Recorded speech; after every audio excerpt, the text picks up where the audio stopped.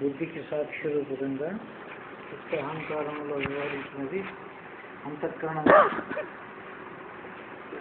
పరమాత్మ విషయంలో ప్రత్యేగాత్మ. చిత్త అహంకారంలో వ్యవహరించినది అంతఃకరణము పరమాత్మ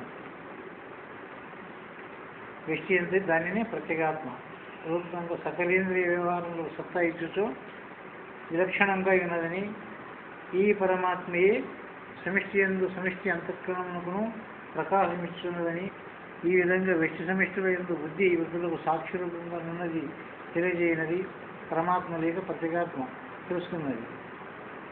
అంతఃకరణ సహిత పరమాత్మ ప్రకాశము ఈ విధంగా బుద్ధి వృత్తులకు సాక్షిగా ఉన్న బుద్ధితో కూడి సర్వమునకు కర్తగా ఉన్న ఆ బ్రహ్మమే కానీ వేరొకటి లేదు అని గుర్తించినారు. ఈ విధంగా నిర్గుణ రూపంలో కూడా మరి సర్వము తానే అయి సర్వము నడిపించుటకు కర్తృత్వ కారకత్వములు రెండునూ కలిగి నిత్య వ్యవహారం జరుపుచూ అన్నిటికీ తాను వేరై ఉన్నానని అనుకుంటూ బంధముఖ్య స్వరూపములు రెండు తానే అయి తన నిజస్వరూప స్వభావములను గుర్తించిన గురుపుత్రులకు మాత్రమే సర్వభ్రాంతి రహితము కలిగించుతూ విరాజిల్లు గురుస్వరూపమునికి ఇదే మహాప్రణతులు అని చెప్పి మన వారం జరిగినది. ఈ వారం శ్రీ గురుం పరమానందం వందే ఆనంద విగ్రహం యస్య సన్నిధి మాత్రేణ చిదానందాయితే నమః అని శ్లోకం. దీని తాత్పర్యము ఎవడు ఆనందమే స్వరూప లక్షణముగా గలవాడో, ఎవడు ఆనందము చిందించుతో శుభలక్షణ శోభితుడై మంగళప్రదమైన జ్ఞాన ప్రకాశము చే నొప్పువాడో, ఎవని సాన్నిధ్య మాత్రము చేతనే మనస్సునకు ప్రశాంతతయో జ్ఞానానందమును లభించుచుండునో అట్టి గురుదేవునికి నమస్కరించుచున్నాను అని దీని అర్థం.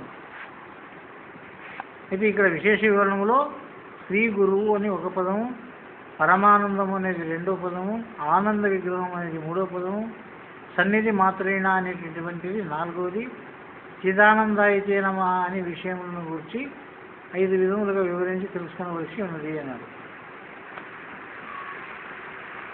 శ్రీ గురు శ్రీకారం సర్వమంగళప్రదము, శుభప్రదము, సర్వసంపత్కరము. శ్రీ అంటే అష్టైశ్వర్యములతో కూడినటువంటి ఆధ్యాత్మిక రూపకంగా శ్రీ అంటే అష్ట సిద్ధులు, ప్రాపంచికంగా చూస్తే అష్టైశ్వర్యములు. అందుకే లక్ష్మి అనేటటువంటి దానిని అష్టవిధములుగా అర్చించినారు. ధాన్యలక్ష్మి, ధనలక్ష్మి, విజయలక్ష్మి, సంతానలక్ష్మి, సౌభాగ్యలక్ష్మి, ఐశ్వర్యలక్ష్మి, విజయలక్ష్మి,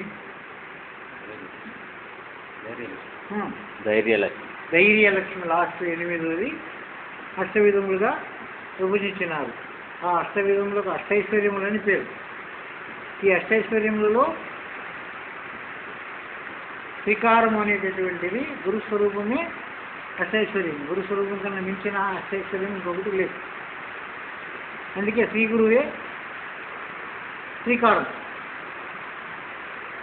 శ్రీ అని ఎప్పుడు వచ్చిందో అది శ్రీకారం. ఏది మొదలు పెడితే మనం శ్రీకారం వేస్తాం. శ్రీకారం వేసిన తర్వాతనే మొదలు పెడతాం. ఎవరో ఇష్టదైవములు, ఎవరో ఆంజనేయం రాసుకుంటారు, రామాన్ని రాసుకుంటారు, గురువేని రాసుకుంటారు, సరస్వతి అని రాసుకుంటారు, శక్తి అని రాసుకుంటారు. ప్రధానంగా శ్రీకారం ఉంటుంది. అంటే మొదలు పెట్టేటప్పుడు ఒక ఆకారం ఇస్తాం. ఆ నిరాకారమైనటువంటి పరమాత్మని సాకార రూపకంగా ఆకారం ఇస్తున్నాం. దానికి శ్రీ గురువు అని పేరు.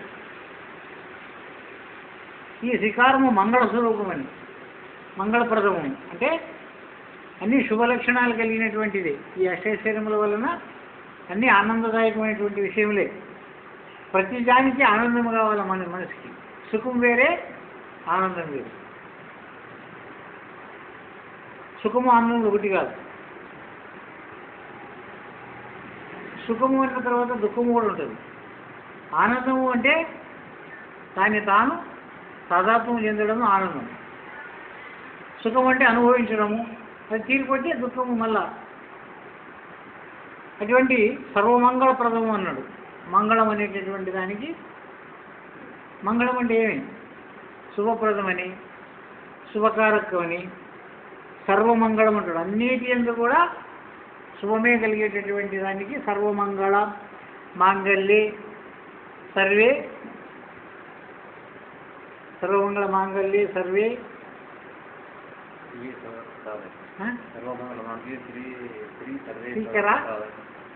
సర్వమంగళ మాంగళ్యే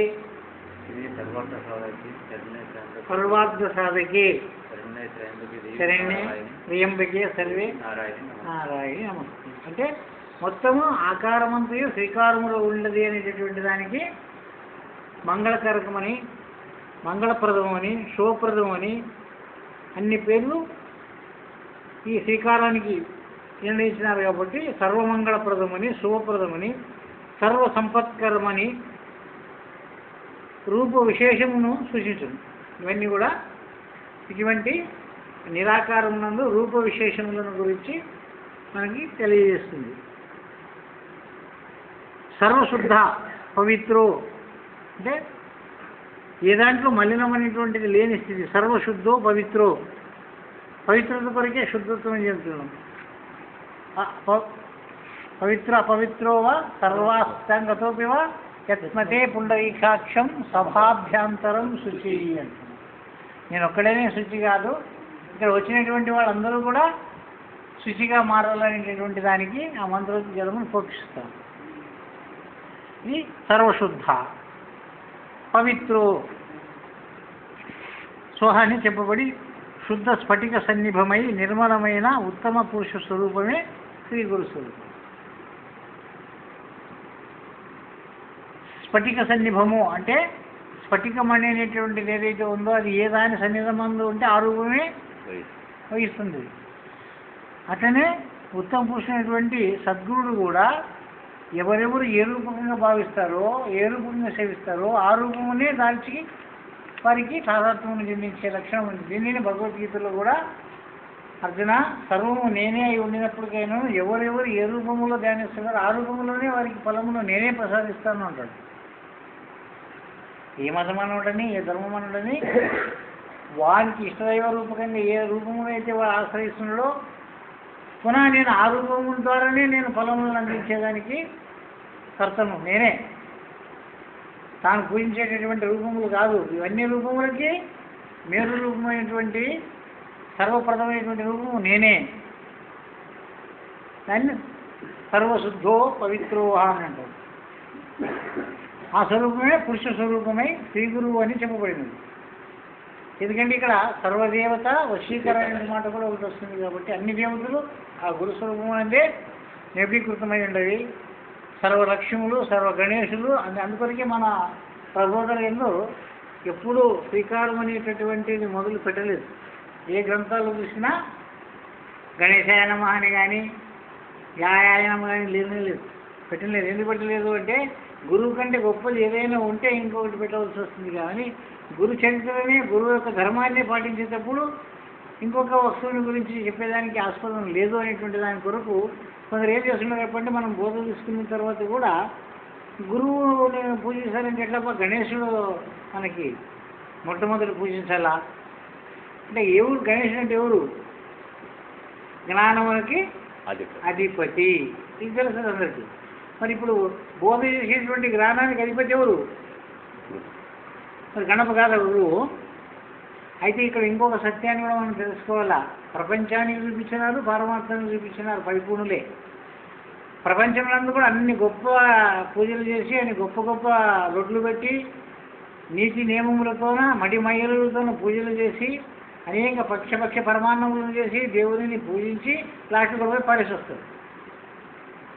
మరి ఇక్కడ కూడా పరిపూర్ణ గురువు ఏం చెప్తున్నాడు మీకంటే ఎరుకను ఎరిగి ఎరుకను విడువు అన్నుండే కానీ ఎరుకను పట్టుకొని సాయమని ఎప్పుడు చెప్పలేదు. సామాన్య ప్రజలు కూడా అంత పూజ చేసినటువంటి దాన్ని ఇరుస్తుంటారు కానీ మరి మీరెందుకు ఇవ్వడం లేదు? దీనిని అంటున్నాడు. అదే గురుస్వరూపం అంటే ఏమి అంటే జ్ఞానమే గురుస్వరూపము, సచ్చిదానందమే గురుస్వరూపము, సర్వశుద్ధమే గురుస్వరూపము, పురుష స్వరూపమే గురుస్వరూపము, ఉత్తమ పురుషత్వమే గురుస్వరూపము. స్త్రీ గురువు అన్నా కూడా ఉత్తమ పురుషుడన్నా, ఉత్తమ పురుషత్వం అన్నా, స్వీకారం అన్నా, అష్టైశ్వర్యం అన్నా గురువు కన్నా మిన్న ఇంకొకటి లేనే లేదన్నా అన్నారు. అన్నీ గురువు కాడనే పరిసమాప్తం అవుతుండేవి, అన్నీ అన్నీ ఐక్యమవుతుండేవి. ఆడ నుండే ఉద్భవం అవుతుంది. అందుకే ఎక్కడ పుడుతుందో, ఎక్కడ నుండి చేరుతుందో, ఎక్కడ చేరుతుందో అక్కడే ఉంది అన్నారు. సృష్టి ఎక్కడ జరుగుతుందో ఎచ్చోట పుట్టును అచ్చోటనే లయమవుతుందని. దీనిని ఎచ్చోట పుట్టు ఎచ్చోట నీరు ఎసటికి తాను పోతుంది అనేటువంటి మాటను చెప్పితే ఎక్కడ పుట్టిందో అక్కడనే అది అంతిమవుతుంది అనేటువంటి మాటని ఒక పరిపూర్ణంలో చెప్పినారు. ఇతరులు ఏం చెప్పినారు? కొంచెం భ్రాంతి కలిగించి వైకుంఠం పోతుంది, కైలాసం పోతుంది, యమలోకం పోతుంది అనేటువంటి మాటల్ని మనకి బోధించినారు. మనం కూడా నమ్ముకున్నాము. మనం సత్యం మనం వైకుంఠం పోతామని, కైలాసం పోతామని అనుకుంటున్నాం. ఇప్పుడు ఇక్కడనే అనుభవిస్తున్నాం వైకుంఠము, కైలాసము, నరకం ఎక్కడో లేదు. ఎందుకంటే మనము తత్వాల గురించి రాసినటువంటి గురించి మనం ఆలోచిస్తున్నాము కానీ నిత్య సత్యాన్ని గురించి మనం ఆలోచించడం లేదు. ఎందుకు అంటే ఆ రాసిన వాళ్ళే చెప్తున్నారు మళ్ళా జన్మముఖికి వచ్చి అనుభవించాలన్నారు. అవతార పురుషులు కూడా మరో మానవ జన్మకి వచ్చి అవతరించే నాకు కష్టసుఖాలు అనుభవించాలన్నప్పుడు మరి అక్కడ శరీరమే లేకుండా ఎక్కడ ఏమనుభవిస్తారు? అందుకే యమలోకం అంటే ఏమి, కైలాసం అంటే ఏమి అనేటటువంటి కానీ ఇక్కడనే తెలుసుకునేటువంటి లక్షణాలకి ఇదే కదా మనకి వైకుంఠము, ఇదే కదా మనకి కైలాసము, ఇదే కదా మనకి అనేటువంటి మాటని నిర్మాణం చేసినారు. దీన్నే పురుష స్వరూపం అంటారు. స్త్రీ గురించి అని చెప్పబడినది. పరమానందం అనేది రెండోది. పరమానందం అనగా శ్రేష్టతమైన బ్రహ్మానందమే పరమానందం. రసో వై సహ రసో దేహవయం లద్వానది భవతి అనిను ఆనందం రమణు విద్వాన్ అవివేకి కుతచ్చన అనిను తైత్తరీయ శృతులు చెప్పుచున్నాయి. ఆనందం ఎన్ని విధములు అని చెప్పినారంటే 12 విధముల ఆనందం గురించి చెప్తున్నారు.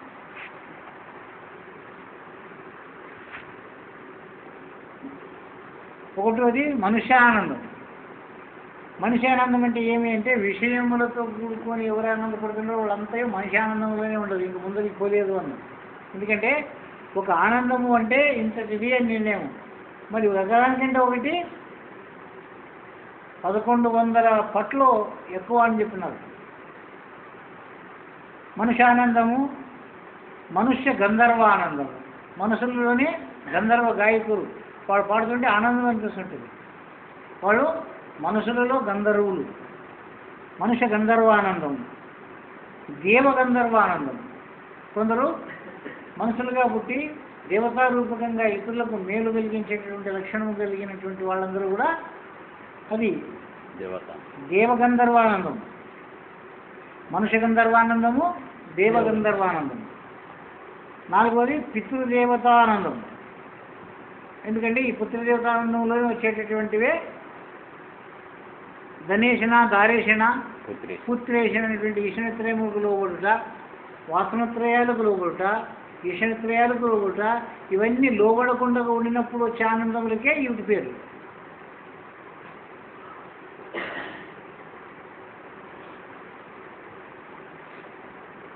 రోగరహితములు లేకుండా ఉండినప్పుడు మాత్రమే మనుష్యానందం. మనుష్యానందం ఎప్పుడు వస్తుందంటే రోగరహితమైనటువంటి త్రిగుణస్వామ్య ప్రకృతికి లోను కానప్పుడు పొందేటువంటి ఆనందమే మనుష్యానందం. మనిషి పుట్టిన తర్వాత సర్వేంద్రియములు సమకూరి ఉండాలా, సర్వములకు లభ్యమై ఉండాలా, చూపు ఉండాలా, ఎన్నికలు ఉండాలా, మాట ఉండాలా, మరి ఆరోగ్యం ఉండాలా, ఆనందం అనేది ఉంటుంది. కానీ వీటిలో ఏ ఒకటి లేకపోతే మనిషి ఆనందం పొందలేడు. అందుకే దీనికి ఒక మాట చెప్పినారు ఏమంటే ఆరోగ్యం మహాభాగ్యం. ఇది మనుషులు చెప్పిన మాట. మనిషి ఆనందం చెప్పినటువంటి మాట ఆరోగ్యం. ఎందుకంటే నువ్వు కోట్లు సంపాదించినావు కానీ నీకు ఆరోగ్యం లేకపోతే, తిని జీర్ణించుకుని లేనటువంటి శక్తి ఉంటే లేకుంటే ఎన్ని ఉంటే ఏం చేయాలి ఒకటి నేను. అందుకని ఆరోగ్యం ఒకటి ఉంటే భార్య సుఖం, అక్కడ ప్రజాపతి ఆనందం వస్తుంది. ఈ 12 ఆనందములకు మూలము ఆరోగ్యం. మొట్టమొదట ఆరోగ్యమే మహాభాగ్యము అన్నది. ఇది ఒక మనిషి ఆనందంకే కాదు, 12 ఆనందములకు కూడా ఆరోగ్యం ముఖ్యం. ఆరోగ్యమే లేకపోతే ఏ ఆనందమని పొందలేడు.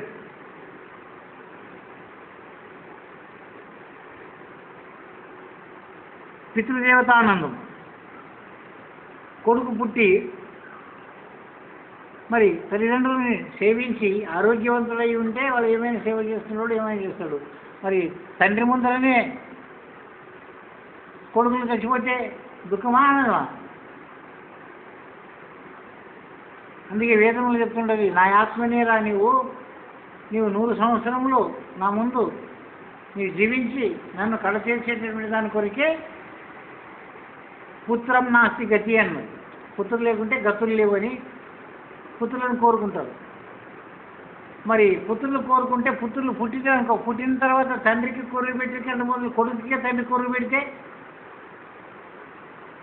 ఏం చేయాలి? పితృఆనందం.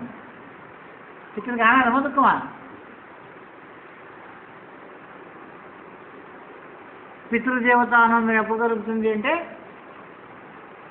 100 సంవత్సరములు తను పుట్టిన కుమారుడు 100 సంవత్సరములుగా జీవించి జ్ఞాని అయ్యి ఆరోగ్యం కలిగి తండ్రిని సుఖపెట్టినప్పుడు మాత్రమే పితృదేవతకి ఆనందం అవుతుంది.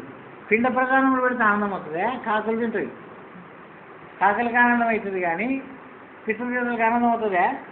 అందుకే కొడుకులు ఎప్పుడు పుట్టితే ఆనందం తండ్రికి అంటే పుట్టినప్పుడు ఆనందం కాదు, పుత్రుడని పుట్టి 10 చేత మెప్పును గాంచిన ఎవరి పుత్రుడు అనేటువంటి కీర్తిని కలిగిన నాడే తండ్రికి ఆనందం అన్నారు. దీన్ని పితృదేవత ఆనందం. లోకానందం, లోకానందం.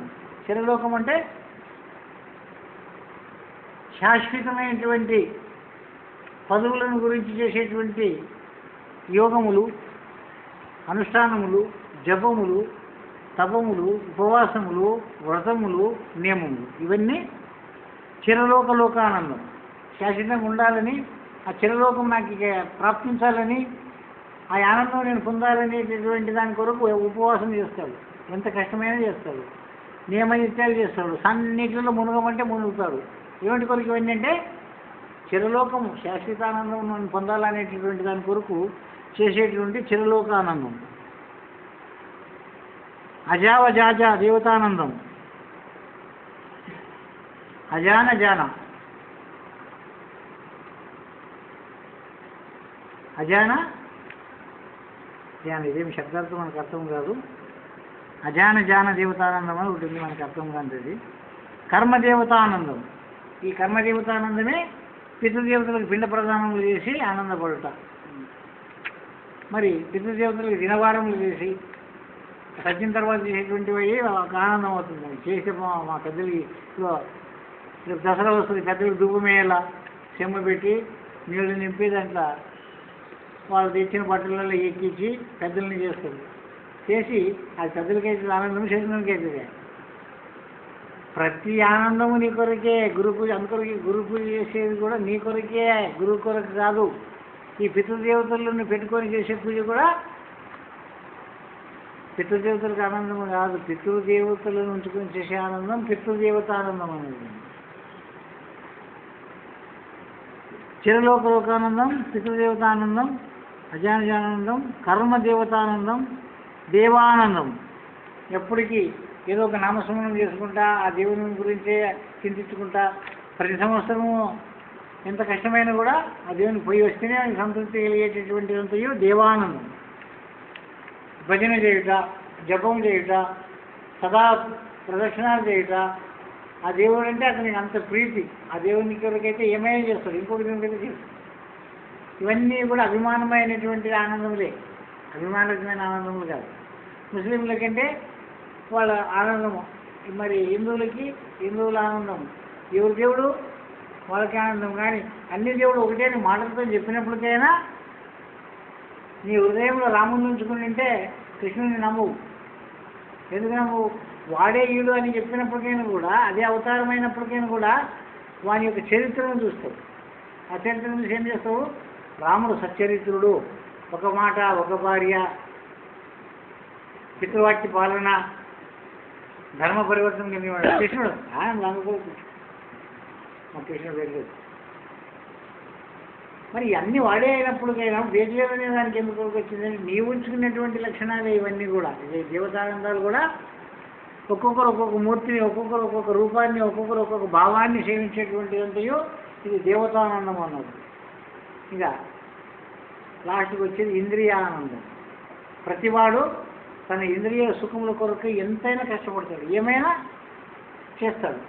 చూడాలనుకుంటే అది ఒక నేత్రానందం, వినాలనుకుంటే అది శ్రోత్రానందం, సువాసన కలిగి ఆనందించాలనుకుంటే అది ప్రాణానందం, జిమ్మ రుచి చాపల్యం అది ఒక ఆనందమే, రుచి స్పర్శ అది ఒక ఆనందమే. ఇట్లా జ్ఞానేంద్రియముల ద్వారా కర్మేంద్రియముల ద్వారా ఇంద్రియముల ద్వారా పొందే ఆనందం అంతా కూడా ఇంద్రియానందం, ఆత్మానందం కాదు. మనసు ఆనందం కూడా లేదు, ఎందుకంటే ఆ ఇంద్రియములు లేకపోతే ఆనందం లేదు. కన్ను లేకపోతే చూడలేదు, చెవి లేకపోతే వినలేదు. పాణి పాదము గుయ్యము గురుము ఇవన్నీ కూడా ఇంద్రియముల ద్వారా ఆనందమును పొందే విసర్జన కూడా ఒక ఆనందమే. అది కాకపోతే కూడా ఒక దుఃఖమే. ఇంద్రియముల ద్వారా పొందడము విసర్జించడం ఈ రెండు క్రియలు కూడా ఆనంద క్రియలే. బృహస్పతి ఆనందం, బృహస్పతి ఆనందం అంటే గురువాక్యమే ఆనందము, గురువాక్యమును పాలించడమే ఆనందం, బృహస్పతి ఆనందం. ఎందుకంటే గురుడు బృహస్పతి అనేటువంటి దానికి దేవతా గురువు అని పిలుచుకున్నాడు. రాక్షస గురువు ఉండడు, దేవతా గురువు కూడా ఉండడు. రాక్షస గురువు అంటే ఎవరు? శుక్రాచార్యుడు అన్నారు. దేవత గురువు అంటే బృహస్పతి అన్నారు. మరి దేవత గురువు ఏం చెప్తున్నాడు, రాక్షస గురువు ఏం చెప్తున్నాడు అని విచారం చేసి చూస్తే దైవీకముగా ఊర్ధ లక్షణములు కలిగి బోధించే వాళ్ళందరూ కూడా బృహస్పతిదే. మరి అదో పతనానికి ఇంద్రియ సుఖాల కొరకు భౌతిక సుఖముల కొరకై పాటుపడేటటువంటి అంతయో శుక్రాచారి దైత్య లక్షణం కలిగినటువంటిది. దీనికి ఊర్ధ్వములో అధశాఖ, అధోములో ఊర్ధ్వశాఖ అన్నది.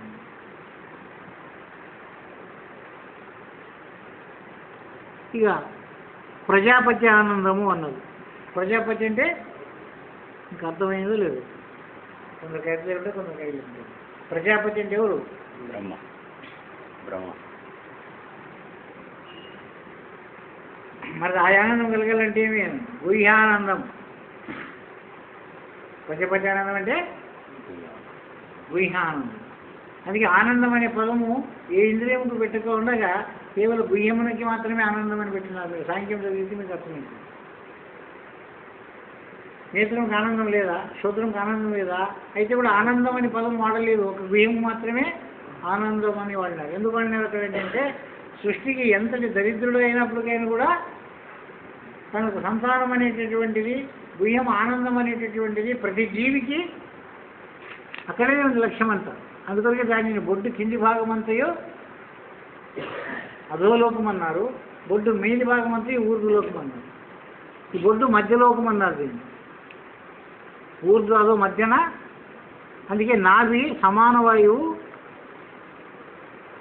సమలోకం అన్నారు దీన్ని. సమస్తానికి ఊర్ధ్వానికి అధోనికి సమముగా ఉండేటటువంటి లక్షణం కలిగినటువంటిదే నాభి.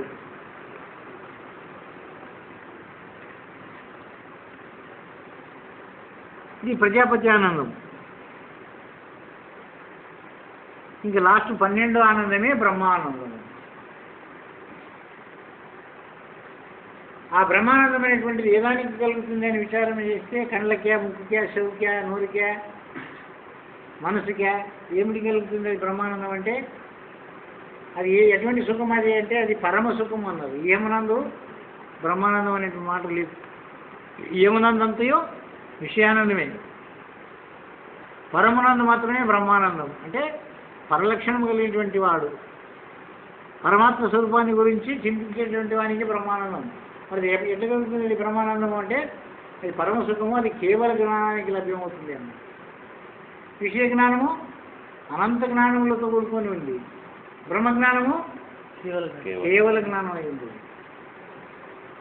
అందుకే దానిని శ్లోకముల ద్వారా మనకు అందించినారు. బ్రహ్మానందము పరమ సుఖము, అది కేవల జ్ఞానము. జ్ఞానమే అనక దానికి మూర్తి అని కూడా పిలిచినారు. కేవలం జ్ఞానమూర్తి. అందుకే గురువుకి జ్ఞానమూర్తి అని కూడా ఉంది, జ్ఞాన విగ్రహం అని కూడా ఉంది. అందుకే అతను బతికున్నప్పుడే అతని ఫోటోని మనం పూజ చేస్తున్నాం, అతని ఎదురుగానే అతని ఫోటోని పూజ చేస్తున్నాం. అతను చూస్తున్నాడు దాన్ని, తన ఎదుటనే తన విగ్రహాన్ని పూజిస్తున్నాడు. ఏమి దీని అర్థం అంటే అది నిష్కల్మషమైన విగ్రహం, అది స్వస్వరూపానుసంధానం. అది దానిని బ్రహ్మానందము అని పిలుస్తున్నారు. అంతకంటే ఆనందం ఇంకొకటి లేదు. తాను ఉండగానే తన స్వరూపాన్ని పూజించేటటువంటి తాను చూసి ఆనందపడుతున్నాడంటే అది నాకు కాదు, నా స్వరూపం అనేటువంటిది బ్రహ్మస్వరూపము కాబట్టి బ్రహ్మానందం. అది కేవలం పరమ సుఖమే. ఏమున్నందో దానికి సుఖం లేదు. మరి అది ఎప్పుడు దొరుకుతుంది మనిషికి అంటే ఈ విషయ జ్ఞానములను పరిత్యజించి కేవల జ్ఞానం కలిగినటువంటి వానికి దొరుకుతుంది అన్నమాట. అది ద్వంద్వానికి అతీతంగా ఉంది అని. అది రెండు కానిది. ఇక్కడ ఉండేటువంటి ఆనందాలు 11 ఆనందాలన్నీ దుఃఖములతో కూడుకొని ఉండినవే, ద్వంద్వంతో కూడుకొని ఉండేవే. ఎంత ఆనందం అనుకున్నా కొంతైనా దుఃఖం ఉంటుంది. సంపూర్ణమైనటువంటి సుఖము, సంపూర్ణమైన దుఃఖము ఈ 11 ఆనందాలలో లేవు.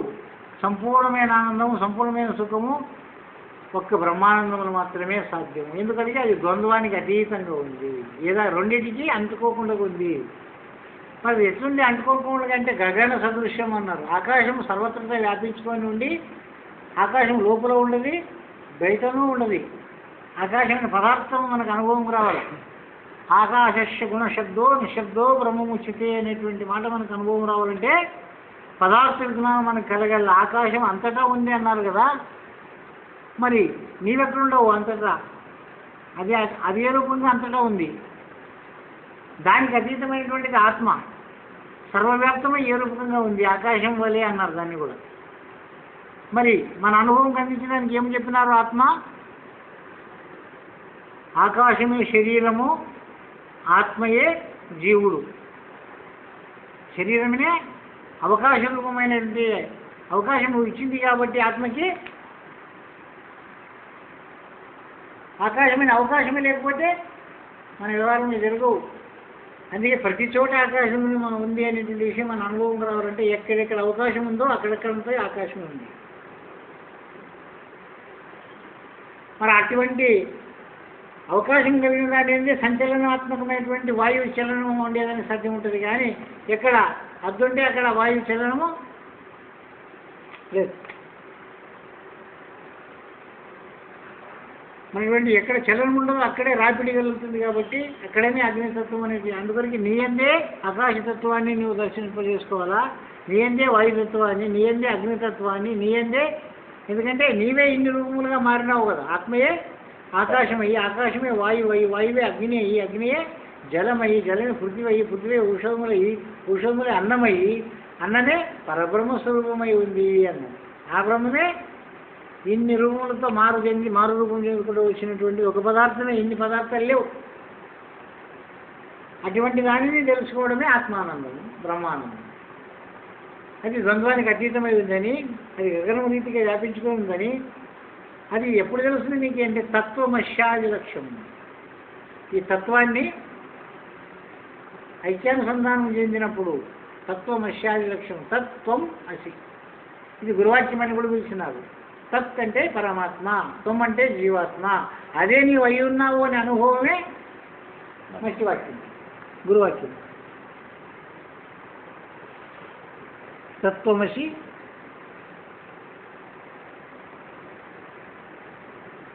లక్ష్యం అన్నది. నీ లక్ష్యంలో ఏముంది? ఇప్పుడు నీ లక్ష్యంలో నీ లక్ష్యంలో ప్రతిదీ విషయంలో రూపకంగా ఉంది, కానీ తత్వరూపకంగా పరమాత్మ రూపకంగా ఉందే. మరి నా జీవనం యొక్క అంతం ఏమైనటువంటిది, ఏమైనా లక్ష్యం ఉందా? అది నేను ఏ రూపకంగా అయి ఉండాను అనేటువంటి అనుభవం పొందడమే లక్ష్యం. తత్వమశాది లక్ష్యం. అప్పుడు అది ఏకము. ఎప్పుడు లక్ష్యం పొందిందో ఏకము. అప్పుడు ఇది వేరే అది వేరే లేవు.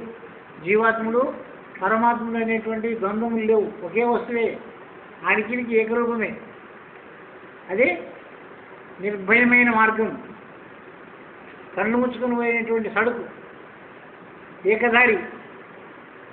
ఇంకా ఆలోచనలు కానీ చింతలు కానీ సంకల్పాలు కానీ లేకుండా ఉండేటటువంటి తైలధారవత్తు, ఎడతెరిపి లేకుండా ఎప్పుడంటే అప్పుడు పోతున్నాడు, ఎప్పుడంటే అప్పుడు వస్తున్నాడంట.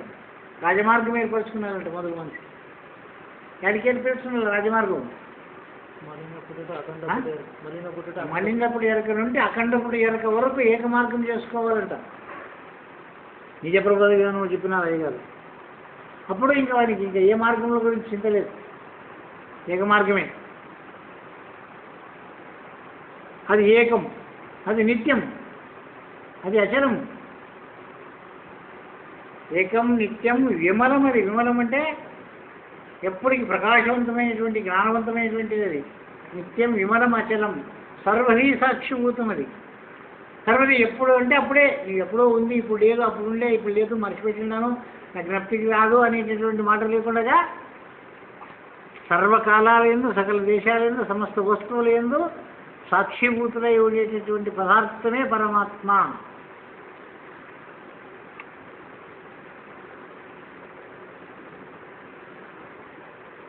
సర్వధీ సాక్షిభూతం, భావానికి అతీతం. అది ఒకవేళ సాక్షి అయిందని చెప్పి నీ భావం కందుతుంది అనుకునేవేమో, నీ భావం కందుతుంది అన్నారు. భావాతీతం, అది త్రిగుణాతీతం. అది ఏ గుణాలకి అది అందేది కాదు. తెలుస్తుంది, ఇట్లుంది అని గుర్తిస్తుంది, కానీ చెప్పేదానికి వాక్కు లేదు, వర్ణించడానికి సాధ్యము కాదు. మనసు పొందు ఆడుంటే రిటర్న్ అవుతుంది మనసు వాపస్. ఎక్కడి నుండి మనసు రిటర్న్ అవుతుందో అక్కడికే అచలం అనేటటువంటి మాటని తెలుసుకున్నారు కదా. ఎంతవరకు నీ మనసు పయనిస్తుందో అంతవరకు అవకాశం ఇస్తుంది. అవకాశం ఇచ్చినంత వరకు నువ్వు ఆకాశం చుట్టూ తిరుగుతుండవే, కానీ అవకాశరహితమైనటువంటి స్థితి అయినప్పుడే అచల స్థితి ఏర్పడుతుంది అన్నారు.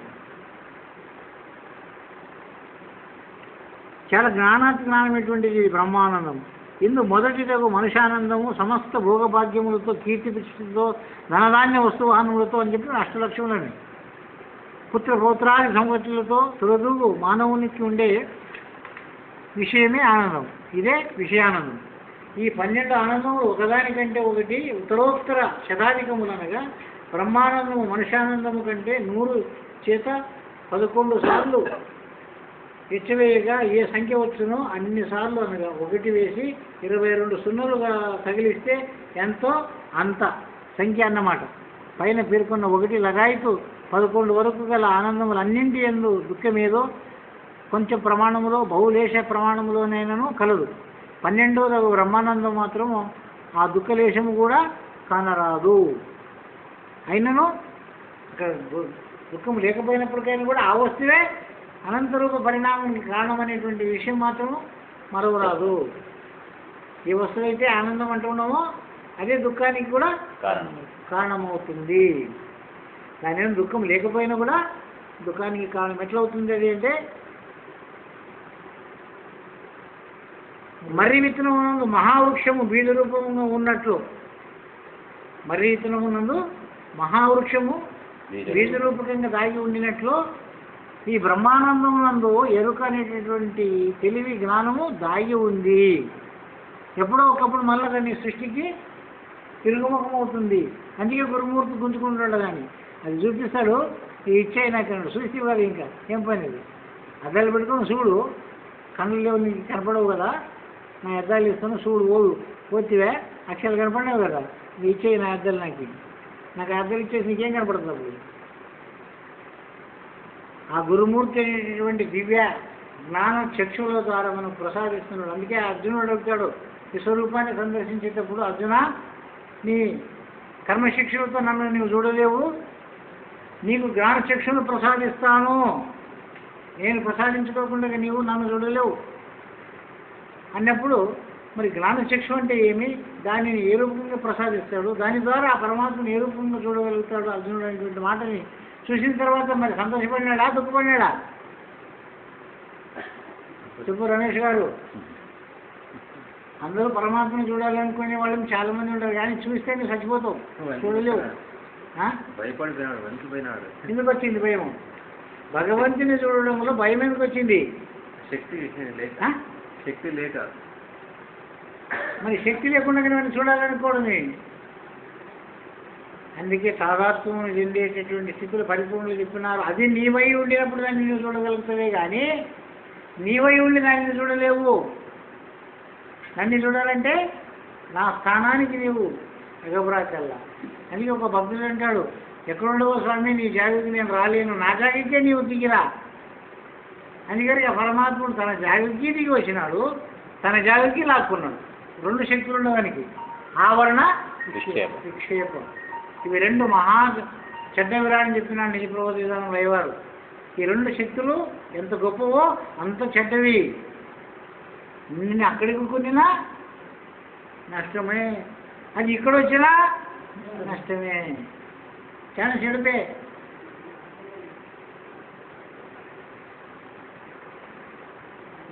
దుఃఖలేశం కూడా అయినను మరియు మహావృక్షం బీజరూపంలో ఉన్నట్లు సుష్మాతి సూక్ష్మ రూపకంగా ఉండినను అంతకంటే గొప్పది ఒక ఆనందం అనేది వేరే లేదు. ఎందుకంటే ఆ బ్రహ్మానందం కంటే మించిన ఇంకొక ఆనందం ఏమైనా ఉందా అంటే లేదు. ఎందుకు? తనను తర్వాత ఇంకొకటి లేదు కాబట్టి దానిని బృహత్ అన్నారు. పెద్దది అంటే అంతకంటే పెద్దది ఇంకొకటి లేదు కాబట్టి దానికి తానే సాటి, తనకి ఇంకొక సాటి లేదు. ఇకపోతే అది పరమానందం అని కూడా పేరు పెట్టినారు. పరానికి పరమన్నారు. ఏమో ఆనందం లేదు కాబట్టి దాన్ని పరమానందం అని కూడా అన్నారు. బ్రహ్మానందాన్ని బ్రహ్మానందం అన్నా పరమానందం అన్నా పేర్కొనబడినది ఒకటే. 1 నుండి 11 వరకు గల ఆనందములలో నూనాదిక నిష్పత్తిలో సుఖదుఖములు 2 ఉన్నాయి. అయినను పరమానందము కేవలానందము అని కూడా అన్నారు. బ్రహ్మానందం అన్నా పరమానందం అన్నా కేవలానందం అన్నా కేవలాత్మ అన్నా, కేవలం అంటే నిమిత్తమాత్రకంగా కేవలం ఏ దానిని అందకుండా పొందకుండా ఉండేటువంటిది కేవలాత్మ. కేవలానందం అని కూడా దానికే పేరు. సుఖదుఖ ద్వంద్వాతీతము కేవలానందం కాదు. సుఖదుఖ ద్వంద్వాతీతమైనటువంటిది కేవలాత్మ. ద్వంద్వానికి లోబడినటువంటి ఆనందము బ్రహ్మానందం. మరి కేవలం అంటే ఈ రెండింటిని అంటుకోకుండా కూడినటువంటి స్థితి. సుఖదుఖములు 2 అందని స్థితి, పాపపుణ్యములు 2 అందని స్థితి, పుట్టుసావులు 2 పొందని స్థితి, నేను నీవు అనేటటువంటి ద్వంద్వము లేని స్థితి కేవలాత్మ. అందుకే దానిని వర్ణించుకుంటాడు. కేవలాత్ముండు తానే ఈ కలియుగమున కారణాచార్య వచ్చి కరుణ చెయ్యు, అట్లు కాకుంటే ఈ నరులకు ఎట్లా అరవమగును. గొప్ప ప్రశ్న చేస్తాడు. ఆ పరమాత్మని ఈ రూపంలో వచ్చి గురు రూపంలో వచ్చి చెప్పుకుంటే ఎవరికి తెలుస్తుండే? ఎవరికి మంత్రానుష్ఠానాలు వస్తుండే? ఎవరికి సాధ్యమవుతుండే? నరులకు సాధ్యమా ఆ మాట? కాదు.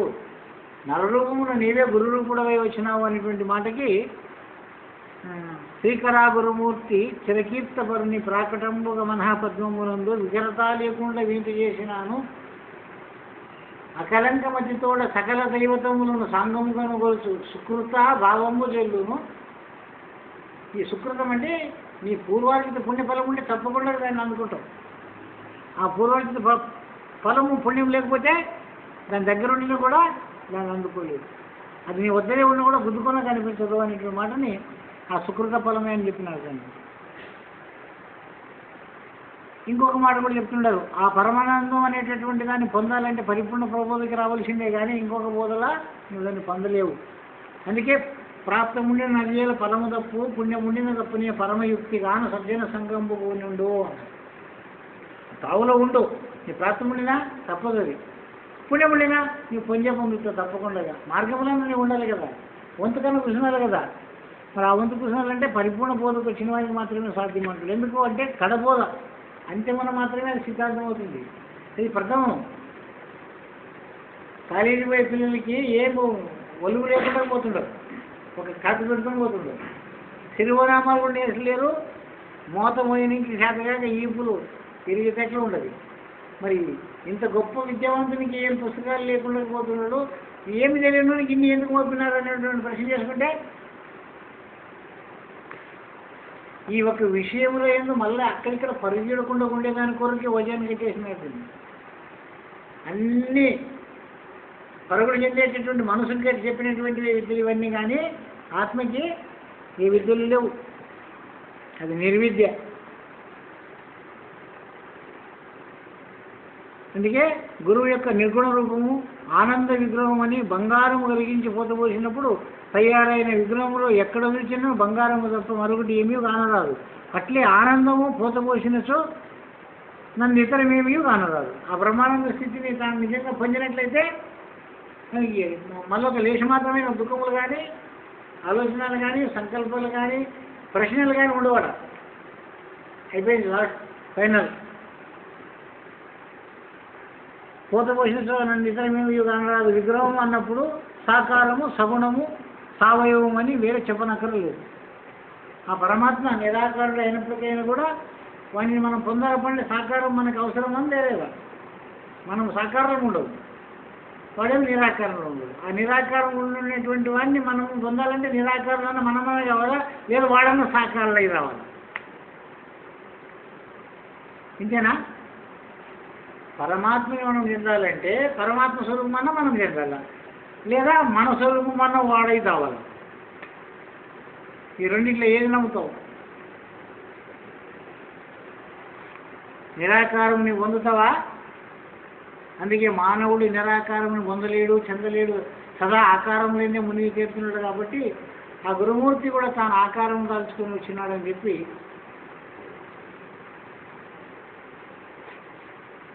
సదానంద శతకంలో చెప్తున్నాడు. శివుడు గురు రూపంలో వచ్చి చెప్పకున్నా, శివుడు ఎవరైతే నీ దేవుడు దేవుడు అంటున్నావో ఆ దేవుడు, ఆ శివుడే గురు రూపంలో వచ్చి చెప్పుకుంటే ఎట్లా సాధ్యమవుతుంది?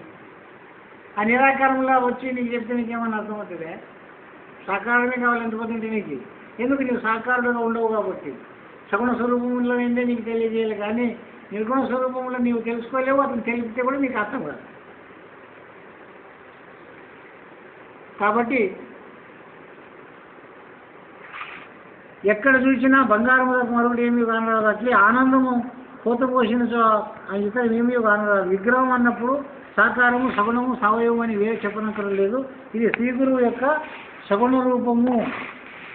భక్త సౌలభ్యం కొరకు నిర్గుణమైన ఆ పరమానందమే సగుణమై ఆనంద విగ్రహంగా రూపొందినది. ఈ విధంగా నిర్గుణ సగుణ రూపములలో ఆనందమే రూపంగా కలిగి ఉన్న శ్రీ గురుమూర్తికి ఒప్పుచున్నాడు. ఈ నిర్గుణ సగుణ రూపము నీ అడుగుదల మనం ఒక గురు స్వరూపం నుండి చూడాలి, కానీ వేరే ఎక్కడ మనకు సగుణము తెలియబడదు, నిర్గుణము తెలియబడదు.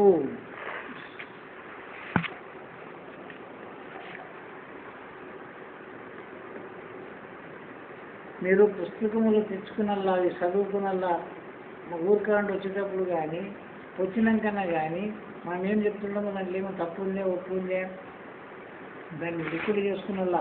ఏదైనా సంశయం వచ్చింది మీరు చదివినప్పుడు అంటే దానిని రాసుకొని రావాలా. ప్రతి వారం వచ్చినప్పుడు దాని గురించి ప్రశ్న చేసి అనుకున్నారు. ఎందుకంటే దగ్గరికి పడింది, అయిపోయింది, రెండో భాగము ముగుస్తుంది. 2 సంవత్సరాలు వెళ్ళిపోయింది ఇప్పుడు గురుగీత ప్రయాణం నడిచి. ఈ సంవత్సరం ముగుస్తుంది. ఇంకా రేపు సుప్రభాతంకి అయిపోతుంది. దీపావళికి సుప్రభాతం వస్తుంది. ఇంకా 4-5 చుట్టాలు ఉండవి. వారం ఒక సులభం అంటే కూడా సుప్రభాతం కూడా ముగిసిపోతుంది. మరి ముందు సుప్రభాతం అంటే మరి వీళ్ళు ఇక్కడ చందాలు ఇక్కడ